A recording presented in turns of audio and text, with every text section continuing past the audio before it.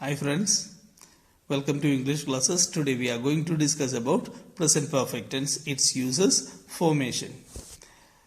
So first of all, let's start with the uses.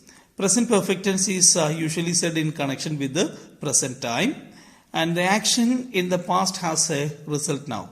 So even though it has already happened, it has a result now, or it is really important or really valiant to be discussed, or even considered to be really remarkable to be considered.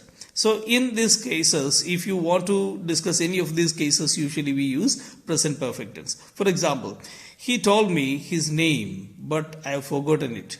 So he told, that is past tense, but at the same time, that is a fact also, but at the same time, I have forgotten it. I am not able to remember.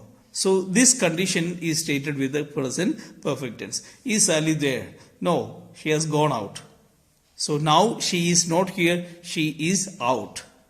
So if you take the case, suppose your teacher asks you or your project manager asks you to prepare a project by the next day.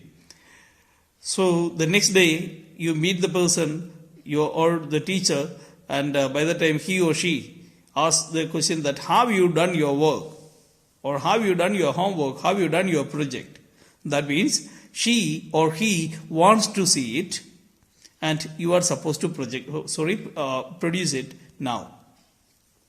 But by the time you can answer either yes or no. If your answer is yes, I have brought it, I have done it, so it is with you. But if you say that, sorry, I forgot, I did it, I kept it at home.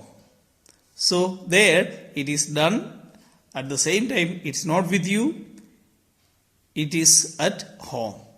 So what is not with you cannot be stated with present perfect tense because it is really irrelevant to discuss the same. Likewise, another situation is there when we use the present perfect tense to give a new information or to announce a recent happening.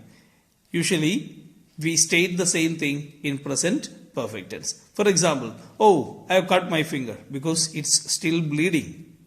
And this is really important now. The road is closed. There has been an accident. So now you are not able to go through the same road usually you go by. So now you have to take a deviation. So this is what the situation. When we consider something that is really important, really relevant to the time, relevant to the present time, that types of things are usually discussed in present perfect tense. Let's go with the formation of the sentences. Usually with I, you, we, they, with this type of plural subjects. I repeat, with plural subject we use have plus past participle form. So past participle means V3 form, third form of the verb. I have done, I have done, you have done, they have done.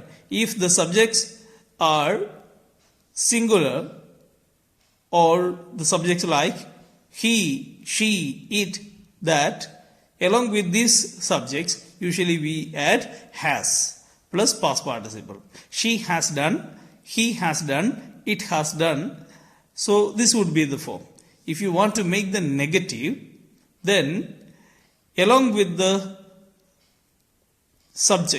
along with the verb, that is the past participle form, just in front of this verb, you have to add not or otherwise, if you are just taking N'(T) form, that short form of not, then it is to be added with that auxiliary verb, have or has. For example, I have not received. If it is haven't, I haven't received. She has not received or she hasn't received. I said purposefully that NT is or apostrophe form of not or abbreviated form of not is used with this have or has, because when you make the questions negative, it is really useful to remember. That's why. Let's start making questions. if we making questions, if we make the questions like, have you done something? Has she done something? By the time you have to put this have or has or the auxiliary verb in front of the subject. Then automatically the sentence changes to be a question. She has done, has she done. They have done, have they done. So if you want to make the negative question, haven't they done or hasn't she done? This would be the form. If you want to separate this N apostrophe T form into not, has she not done? Their not is not added with have or has directly, but we have to add that is along with the verb. So has she not done? Have they not done? If you want to make the WH question, what, where, when, how, etc., these types of question words are to be added before the these questions, yes or no question. That when has she done her work? Or how has she done her work? Then where have they done that work? Or why have they done that work? Why have they not done that work? Or why haven't they done that work? This can be the form of questions. Now let's see the use of just, already and yet, because this particular part is incorporated with this video because of the request of some of our subscribers, as they asked to just do this particular part. That's why I'm just doing it. So the use of just, that it means that a short time ago. So it's already over, but at the same time still relevant. Would you like something to eat? No thanks, I have just had lunch, because your belly is filled and you are not able to consume anything more. So this is the situation. Now, hello, have you just arrived? Yes, I have just arrived. Yes. So I have just arrived means now you are here. When you take the case of already, that something that happened, but it was not with your expectation, it was beyond your expectation. In such a situation, usually we use already. Don't forget to post the letter, will you? The answer is, I have already posted it. So even before you expect me to do so, I have already done it. Then the next one, what time is Mark leaving? He has already gone. So if you want to communicate that he went and the thing is already done and finished, it has no connection with the present, then you have to state that with simple past tense. Yes, he went.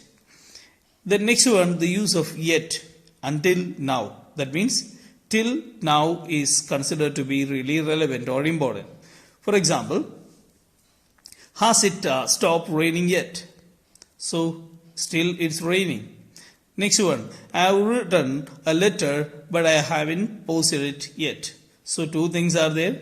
Both of the things I have done and both of the things are considered really important. So we have stated both of the things in present perfect tense itself. Next one, the use of gone to or and been to.